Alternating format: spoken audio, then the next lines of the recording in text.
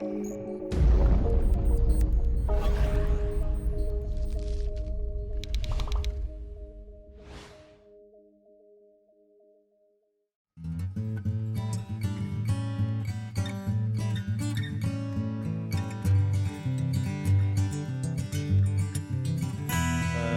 I'll turn to you first. You are representative of DFID, which is working very closely with the governments in at least 2 of the provinces, and I think at some level in Sindh also. So you're working closely with the governments of KP, with the governments of Punjab, and to maybe a lesser extent in Sindh. Can you describe to us what these education reforms that are taking place look like, and what the commitment level of the government's concern seems to be? Sure. Thank you very much, Fundi, and good afternoon or evening. I'm not sure when the evening begins in Pakistan, but good afternoon, evening. Thank you very much for having me as part of this panel. I'm sorry I'm not the Education Minister from KP, but I'll do my best. I'm not an expert, and I'm not a cricket player either. I'm sorry about that, I'll apologise. And I'm not an expert in education, but luckily we have some others here. But I am passionate about development, and I am passionate about education being a key and absolutely vital component of development, and particularly girls' education. And I must admit, in Pakistan, I'm far too used to walking into rooms or walking into meetings and it being full of men, and maybe 10 or 20% women. And I'm really encouraged just to be walking into this event space today and finding it, there are lots and lots of women, and even within this audience, and that's fantastic. That's really encouraging for me. I'm passionate about education, but I also had lots of opportunities. And I think that's what it's about, is making sure that everyone, that children and in particular girls, have opportunities for education. DFID is committed to supporting education globally and in Pakistan. We know the statistics for education in Pakistan, so we know why we're here. And indeed, as Fundi has said, the DFID bilateral education program in Pakistan is DFID's biggest globally. This is in fact DFID's biggest program for all topics, but particularly education. And it's talked about as a flagship because it's effective. We do focus on Khyber Pakhtunkhwa and Punjab, with a little bit in Sindh, though that is with NGOs. And the reasons for focusing on those provinces are, there's a number of different factors. Firstly, we reach 70% of the population because that's where they're concentrated in those 2 provinces. But critically, we're there because there's political will. Money is no good without political will, and that's where the whole concept of reform comes in. And reform isn't about Western donors coming in and imposing a kind of Western agenda on any country. It's because reform is because something isn't working. If you haven't got all your kids in school, because we're working KP, Punjab, we've also got programs which are looking at the supply side and the advocacy side, working with NGOs, also looking at, you can call them innovations or you can call them solutions, because the evidence is that you need to look for solutions to problems. And if something isn't working, again, that's what reform is about. And DFID isn't just about, or I think that donors and governments would say it's not just about getting kids into school. It's not just about being obsessed with the numbers anymore. The numbers are important, but we want to get kids into school. We want to get them staying longer because we want them to be learning more. And that has knock-on effects, not just because education is a right, but because it impacts on health. The health statistics, if you educate a girl, she will marry later, she will have fewer children, those children will be healthier. So you're educating for future generations. So there are very good long-term reasons for education. Just in concluding, and I hope we'll discuss this later, I'm accountable to my parliament. We work in partnership with the provinces here. We're actually working in support of Pakistan's education objectives. But I have to remember that I'm accountable to my parliament and to my taxpayer, and that comes with some responsibilities as well. And we have to be looking at the sustainability of the reforms, of what I've talked about in terms of numbers, but also staying longer and learning more. We have to be accountable, thinking about the long term, because we don't want to be here forever. We shouldn't be here forever. This is your country, this is your issue, these are your children. So that's what we're thinking about as well. Okay. Nadia, you are an observer, as we mentioned earlier, of the programs that DFID is involved in, that the governments themselves have initiated. I actually started looking at this about 1.5 years ago. My editor at Dawn, I started working with Dawn after leaving the development sector, asked me to look at education. And I was immediately a bit uninterested because I was like, what new is there to say about education? Everyone knows what the problem is. And I was actually very surprised. I traveled around the country to Sindh, meaning to Karachi, to Lahore, to Peshawar, Ahmedabad, and was really surprised by how much was happening. And by this, I'm referring to the reform programs. The basic, what they've basically done with the reform programs is they are now sending monitors to every school every month. And if you guys are familiar with the reform programs, and you might have heard of this, every school in at least Punjab and KP is visited by a monitor every single month, and that monitor collects data on if the teacher is present, how many students are present. In Punjab, they're now testing the kids on iPads, and they upload this data online. And as a consequence of this monitoring, the teacher absenteeism rate, which was one of the biggest problems in Pakistan, 1 in 5 teachers used to not show up on any given school day. The absentee rates have plummeted. And so according to both Punjab and KP now claim that there are no more ghost schools, there are no more ghost teachers, and maybe this is a bit believable because a ghost teacher is not as big of a problem as an absent teacher. A ghost teacher is not around to fight for her job. An absent teacher sticks around and long enough and ensures that their job is in place. So the absent teachers are a bigger problem now. But Punjab says the absenteeism rate has gone from about 20% in 2010 to 6% today. And KP says it's down from 30% in 2013 to just 13% today. But the bigger challenge and the test of these reform programs is enrollment increasing? Because the whole motivation is that this country has, the number that we hear is 22 million out-of-school children. And by the way, this is distributed up to high school. This is not just primary kids. It's 5 million out of school in primary. And are we making a dent in this? And what has got these programs stuck, and these programs are World Bank and DFID that have partnered with the governments in Punjab since 2003, in KP practically since 2013. DFID came into Punjab in 2010. So these are about 5-year-old programs, 3-year-old programs, and they're one of the largest donor programs in the world, and yet the enrollment rates are stagnating. And this has baffled the government's donors, and they can't understand why we've done so much and yet kids are not coming to school. And the fundamental problem is that schools are still not worth coming to. You can force the teacher to show up, but until you can force the teacher or get the teacher to want to teach and create an environment where she can teach and actually focus on kids, it's not multi-grade teaching, she's not being forced to teach in English, then kids are not going to come to school and parents are going to see it worthwhile because schools in Pakistan today are not meeting a basic bar of making children literate. We're not asking for anything bigger than that, but just a child should know how to read. And we're not able to do that. That doesn't take a lot of advanced training. And even with training from Beacon House, from USAID, I met kids whose teachers had master's degrees, they were hired on merit, they were trained by both Beacon House and USAID, and their kids didn't know the first letter in Pakistan, in Urdu. Other kids look at a map of Pakistan. This was in a village in KP, actually. I showed them a map of Pakistan from their textbook, and they just stared at me. They had no idea what it was. And after a few minutes, one of them said, "Mountain?" We're talking basics here. So. Yeah.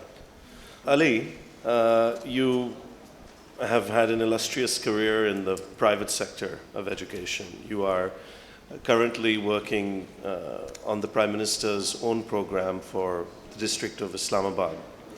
And I'm sure there is synergy between what the government in the Punjab is trying to do and what you guys in Islamabad are trying to do at some level. Can you just give us your take firstly on what kind of reforms are taking place in the capital? And secondly, well, we'll get to the next part after. Thank you very much, Fandi. I think there's a lot of work which doesn't get appeared for unfortunate reasons, because I feel one of the main problems we face is that there's a very serious disconnect between the public and the private sector. And despite there's a lot of effort which is going on, unfortunately, where the government fails to deliver is essentially on developing these partnerships. So, I mean, that's really one area where I feel that there's a lot that can be done. But coming back to this particular program, perhaps it's unique in its own nature, because for the first time, a political government has realized that reforms go beyond brick and mortar or the cosmetics. So what we are planning on, what we are planning or perhaps doing in Islamabad currently is that we're using a multi-pronged strategy where we are not only improving the infrastructure and trying to create a conducive environment for the students where all the missing facilities are being placed, boundary walls, making it very, very secure, providing labs to a lot of schools, toilets and all these things. In addition to that, for the first time, I think we've also addressed the issue of access. So we've been able to provide almost 200 buses to different schools in Islamabad. So these are the main, the two interventions which would essentially become visible. But most importantly, what we are doing is that we are working on the quality interventions, where we are not only just monitoring the teachers, as some of my colleagues mentioned, but I think it's more important to strengthen the teachers. So a lot of things which we are doing is that that will impact the quality of teaching and learning in the schools. Giving you some examples, we've come up with a very comprehensive, continuous professional development program for the teachers. And we are essentially linking up their professional development with their promotions. So they will have no choice but to have certain number of professional development hours during the course of their career before they can be promoted to the next grades. Currently, the situation is that when we look at the teachers and their promotion guidelines, in fact, there's nothing, there are no KPIs in place, so anybody who serves a certain number of years, they end up getting promoted. So what we are focusing on is trying to enhance and improve the quality of teaching. And so we're coming up with a comprehensive quality training program for all these teachers, which is essentially going to be mandatory for them. In addition, we are developing KPIs for the school heads and for the teachers. I believe that the real spirit behind evolution, which took place in 2012, the actual idea was to devolve the powers from the federation or the federal level to the federating units. Now, and the real essence of this devolution was to empower the school, which is at the grassroots. Unfortunately, what has happened is that despite that devolution, all the powers have gotten stuck at the department level. It hasn't really trickled down to the grassroots. So the main intervention which we are working on is we've come up with a student-centered approach where we are strengthening the schools. And once I believe that we strengthen the school head and we strengthen the schools, that's when we can place all sorts of monitoring mechanisms in place. But till we build the capacity of the school head, I don't think any intervention would work. So no matter how much we want to monitor, we already know the results of that monitoring. Yes, it has improved the overall teacher absenteeism, but in the long run, I believe that what we have to do is to focus on the child, focus on the school, and focus on the school head. That's the way to go for us. And most of our interventions are essentially based on these three undermining principles. The other thing which we are essentially doing is that we are trying to come up with a very comprehensive program which should have sustainability, which should have scalability, and which would be very modular. So let's say all these interventions kind of dovetail into each other, but if a particular federating unit is interested in a particular intervention, they can just plug and play it. So it is being developed in such an integrated way so that we can just scale it to any other federating unit. So I mean, these are some of those things which I think were previously, majority of the political governments, I mean, since I've started to work with the government, I've realized that they are more keen in coming up with things or interventions which are more tangible, which they can show. Quality interventions, unfortunately, take a longer time.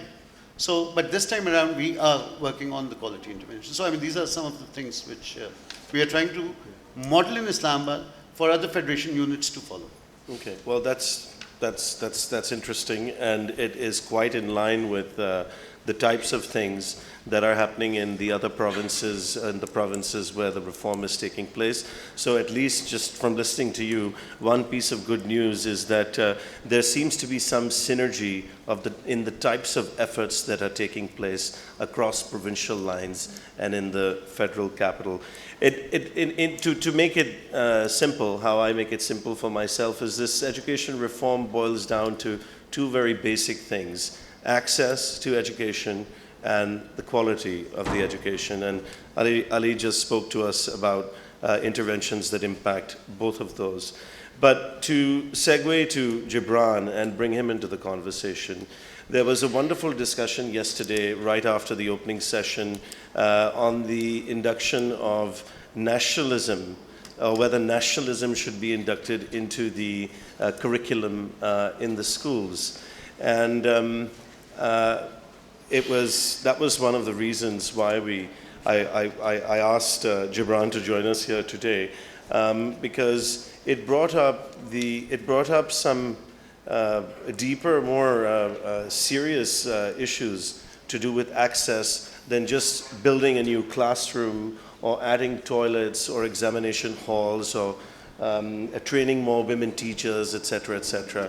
There are reforms that we are pursuing, and then there are underlying structural issues that impact what is happening even in education reform. And I would like you to, Gibran, open with that, and then comment on what you've heard so far. So first of all, I mean, let me appreciate all the work the government and the provincial governments are trying to do for education reform in the name of education reforms, and appreciate the work which international donor agencies are doing in Pakistan and taking interest in this sector. But if I was to give an example, since we have the advisor to the Prime Minister here and taking a leaf from the Prime Minister's book, the motorway would be rendered useless if there was not an effective highway patrolling authority there. If there were not proper laws to ensure that the cars driving on the motorway are not fit, if there are not laws to ensure that they're driving within the speed limit and that the drivers are trained and all of that. So that an entire ecosystem is to be developed. So now coming to point by point, first of all, the issue of ghost schools and what they actually represent. We all remember that in the around 2009-2010, when Malala Yousafzai came on national television and talked about the SOT operation, she was complaining that the Taliban have shut down my school and I want to go there, and I'm being deprived of my right. A child who wants to go to a school which does exist. Now coming to the problem of why do we have so many children out of school? Because the focus so far is on enrollment. That's a milestone which all, especially the CM of Punjab, I've heard, is very adamant about having more and more enrollment going on in every district every month. But we have around 24 to 25 million children who are out of school. And why are they out of school? Because there's an entire culture and an economy which supports them being out of school. It is not that there are just not enough schools or teacher are absent and teachers do not want to teach intentionally and deliberately and be involved in that system. I agree to that extent with Nadia that perhaps there are many who don't. But we also cannot ignore that in 1996, when the National Child Labour Survey happened, we had 3.3 million children involved in child labor. By 2012, the ILO, International Labour Organization, estimated that Pakistan now has more than 12 million children involved in child labor. So those 24, 25 million children who are out of school, more than half of them are economically active because they're supporting their economy, they're supporting their families, and they're supporting the environment around them, and that environment has been, of course, produced by the government. So until and unless you do not bring in economic incentives to those localities where children are being involved, where they're being made to support their families, or children are being trafficked or being used as sex workers or being abused otherwise, you cannot just say that parents will be willing to send children to the school as well, because it's economy which feeds into that. Then you talk about literacy and enrollment in everything, but forget about the far-flung areas of Sindh and forget about the far-flung areas of Balochistan and Punjab and KP and FATA. Talk about those who have actually gone through school at the lower primary level, gone through the high school, did the metric and inter, went to university, and then sat for the CSS exam. 98% students in this country failed the CSS exams. 95% students failed the English paper. There's a petition pending in the Lahore High Court right now that please take all the CS exams in Urdu because we cannot comprehend and do the paper in English. That's your level. The CSS board is set by the government. That exam criteria is set by the government. And these students are coming from government schools, and that's a level of education given to them, and then they're put through the CSS, and that's reflective on the entire ecosystem we're presenting. And just to talk about some current figures, which were shared on one of the recent conferences, that around 55% students who currently go to school, only 55 of the current school-going population can comprehend and read stories in Urdu. Only 49% can comprehend English, and only 50 can solve a 2-digit math problem. So, first of all, how have we not been able to focus on things which are already in our grasp? The schools which are already functional, the teacher which is already present, the students which are already enrolled, the schools which already have facilities like electricity and road network and whatnot. What quality have we brought to those schools in that education system before we go on this spree of inducting kids and producing stats and data and services to appease people around that literacy has improved so much in our country? Then, sir, it will take me some time when you talk about whether we should introduce nationalism in our curriculum.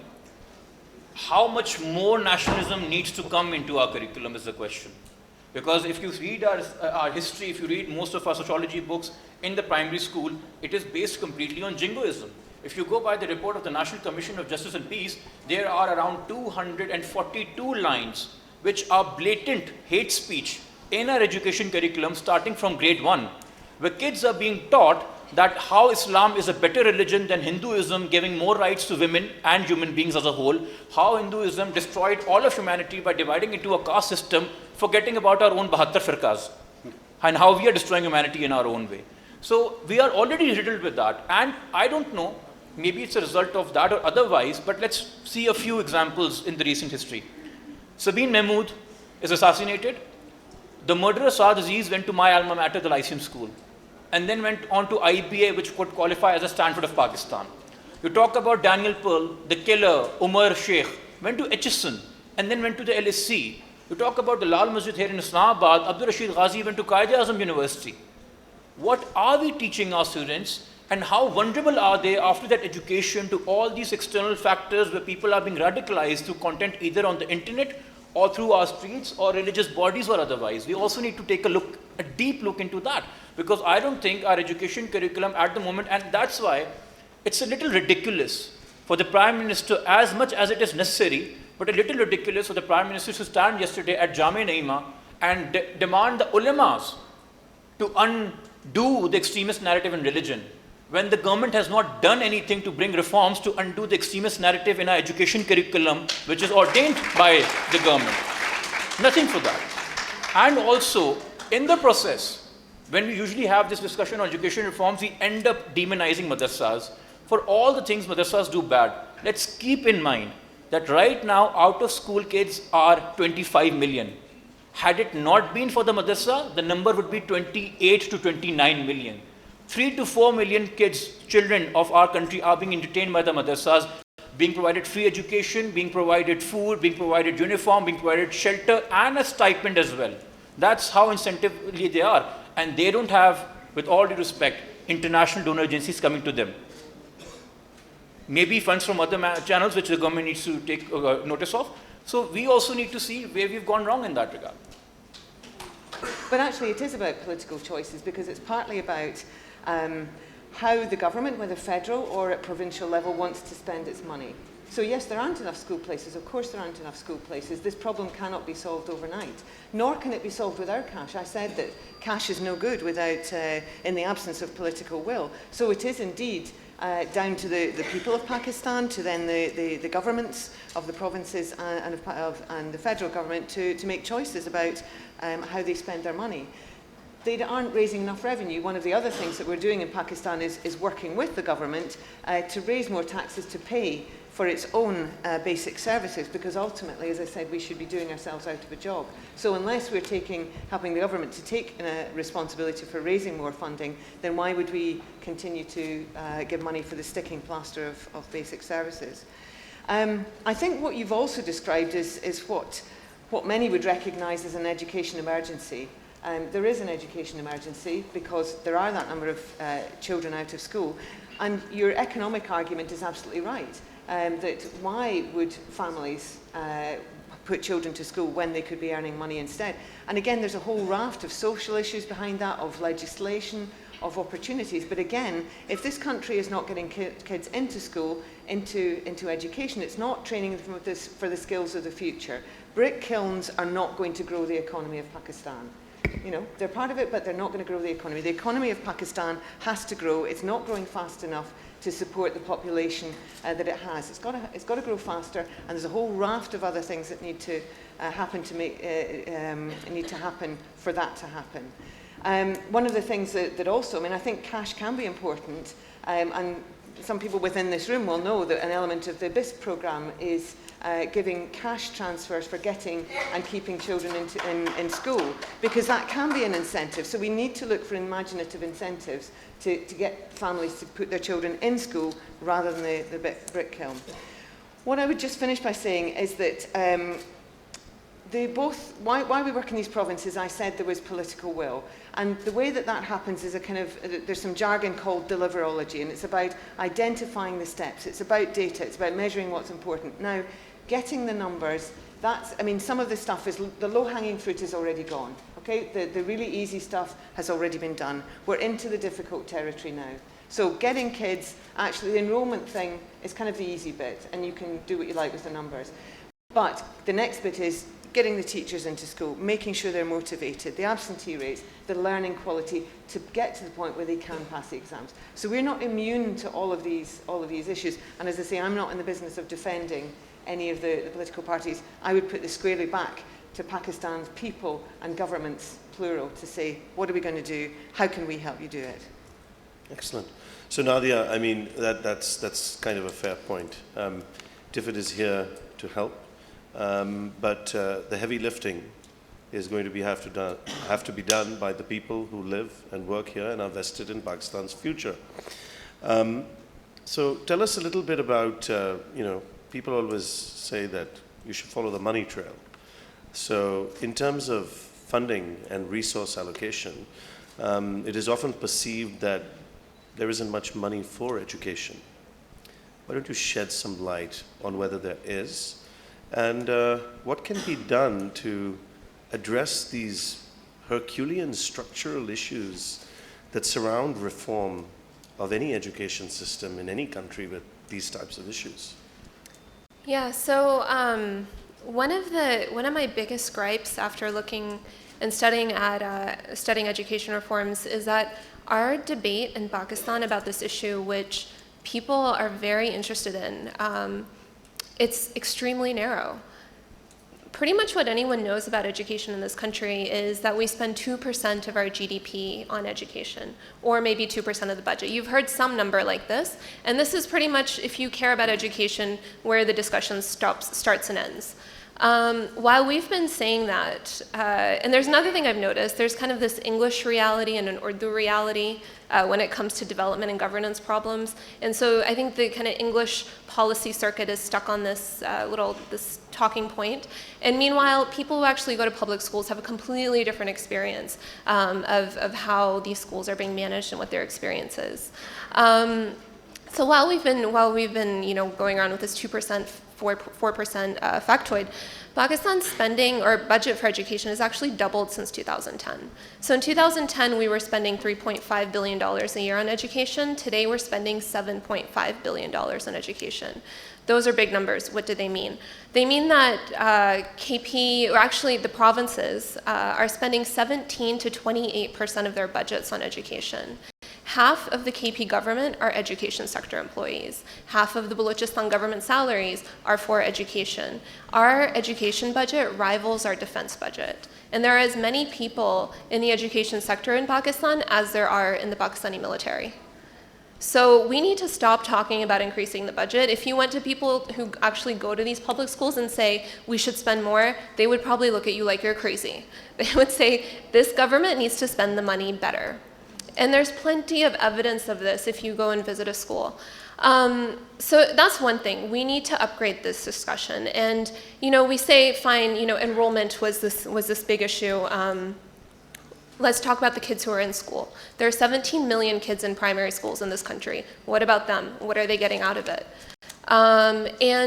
There's no good ways to actually measure quality of education and improvements. OSSER does it. OSSER is a pretty weak data set in terms of how it's collected.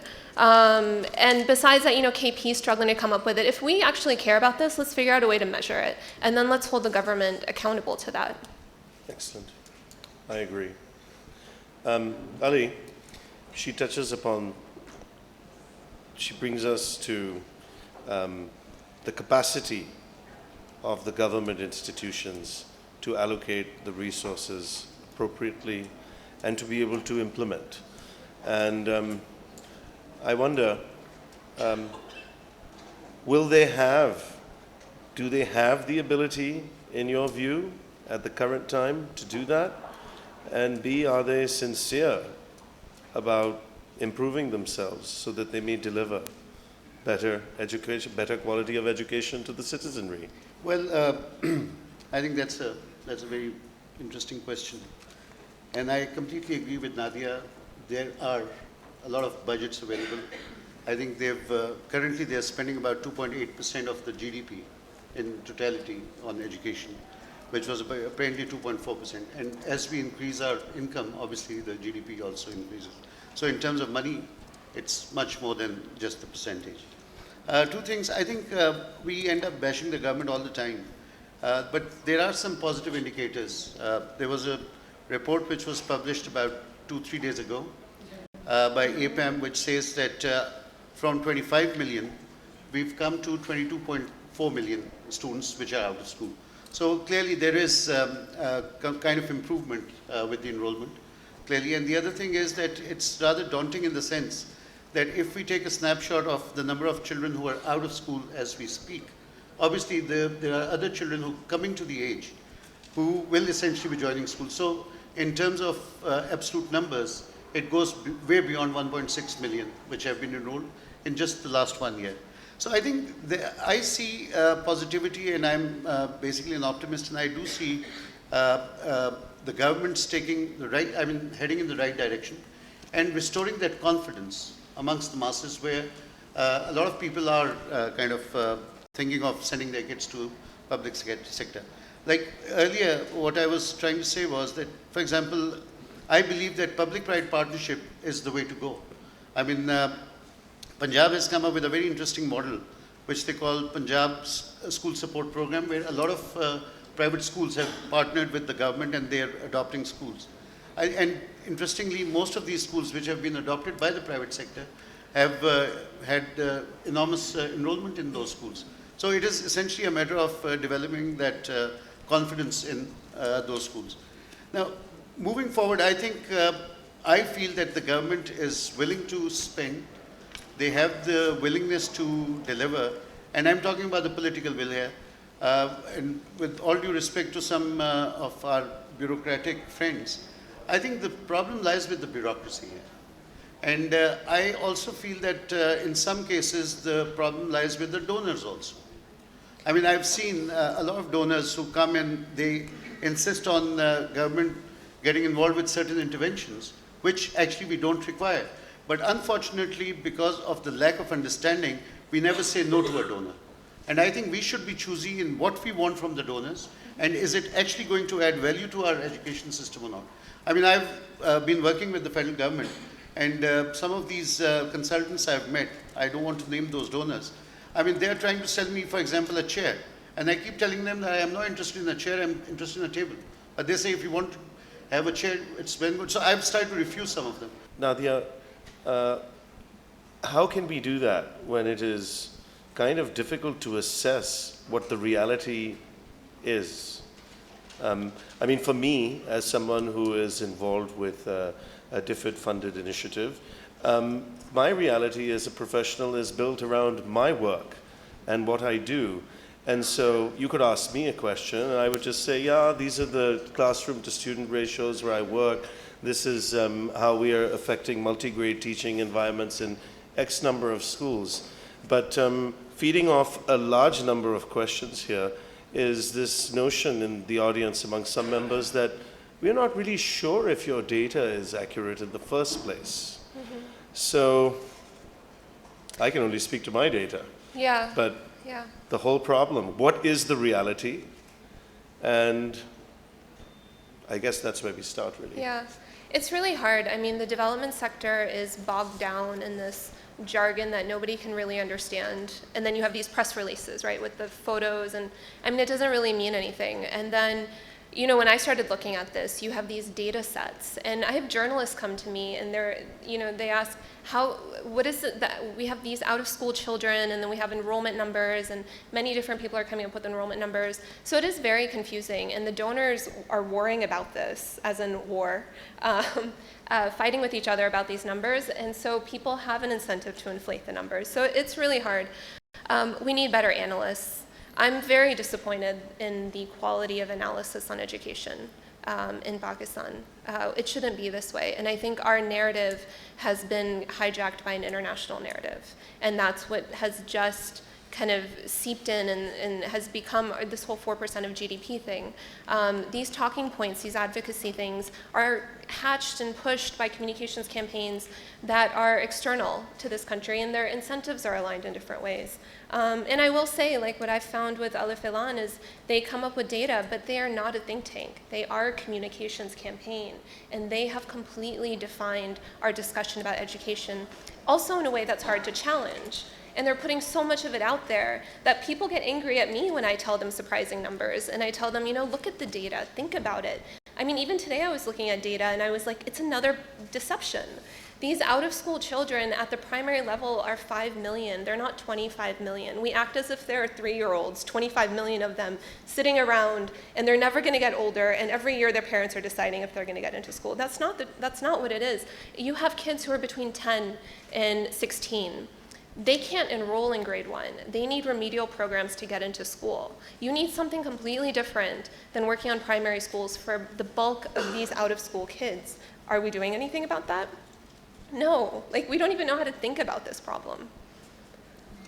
What should a model school look like? And the second part of that is, English culture is the only culture promoted in schools. Shouldn't there be an alignment with the culture prevailing in the local environment? Well, first of all, are we talking about a model school in the public sector, or are we talking about a model school in the private sector? Well, I mean, I'd say... well, either way, I think a model school is an empowered school. I think a good school is where we establish the ethos, the team leader who's the principal knows exactly what we have to do. I mean, it's a student-centered school where students are given that importance. And I think every teacher and everybody who's associated with the school is held accountable for what they're supposed to do. I think that's really what I'd call a model school, in other words, a happy school should be called a model school. So where kids are very keen to come to the school, they enjoy school. It's a great process they have to go through, so they better enjoy that. Now, second part of your question was? To do with English. Well, actually, interestingly, all the public sector schools in Islamabad, their medium of instruction is English. And majority of the teachers, when I go into their classrooms, some of them are actually teaching English and Urdu as well. So I'm somebody who very strongly believes that the early years education should be in the native tongue. And the other thing I believe in is that if you have to equip a classroom with a teacher, then you have to make sure that they have the right skill set. So for example, one of the interventions we're coming up with, for all the teachers in future we will hire for the government, we're thinking of coming up with 2 interventions for them in addition to their degree. And then higher education is another very difficult topic to address right now. But I'm kind of disappointed with the kind of graduates which these universities are churning out, which are essentially aligned with the HEC also. So I think there's something wrong with the higher education as well. But having said that, now the 2 interventions we're coming up with for new hiring of teachers. One, we are thinking of coming up with some kind of a test for them on the basis of IELTS, where their written and spoken English is tested. Because I mean, if they have to speak, have to teach in English, they have to have good language skills. The other thing we're coming up with is some kind of a pre-service induction or a training. So all these teachers who get hired, they, in addition to their degree, we need to certify certain institutions where they go for pre-induction, and before they, I mean, that certificate along with that IELTS kind of a certificate should be, is being made mandatory for all the teachers who want to join the government teaching. So I think that will essentially improve the overall teaching in public sector schools. Okay, excellent. In terms of separating rhetoric from reality, from the discussion that we've heard today, I come to the conclusion that the jury is out. The reform is ongoing, and the only real way in which we will be able to do that is if the people in the audience first realize that the lives of their children, the ones that go to these private schools and have access to everything, will perhaps not remain the same in a world where the population continues to grow and the demand for limited resources gets more and more.